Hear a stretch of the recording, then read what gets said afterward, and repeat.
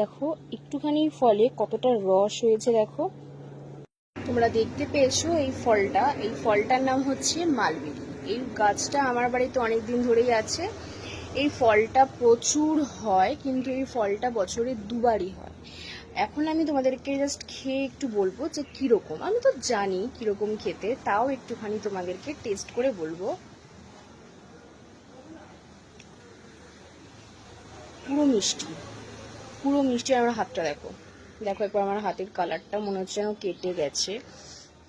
যাই হোক, এই গাছটা আমার খুবই একটা প্রিয় গাছের মধ্যে পড়ে। মানে অ্যাকচুয়ালি ফল বলতে আমার এই ফলের গাছটাই আছে। আর তোমরা যে এর আগে যে দেখেছো যে আমি একটা ড্রাগন ফ্রুটের যে একটা ডাল এনে বসিয়েছি সেইটা, আর হচ্ছে একটা লেবু গাছ আছে, সেটাও তোমাদেরকে এর পরে একদিন দেখাবো। আর অনেক ফুল গাছ আছে, সেটাও তোমাদেরকে এর পরেই দেখাবো।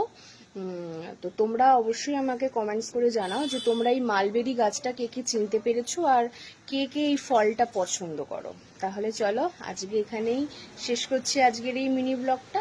আবার পরে দেখা হবে অন্য কোনো মিনি ব্লগে। ততক্ষণ সবাই ভালো থেকো, আমার সঙ্গে থেকো। টাটা।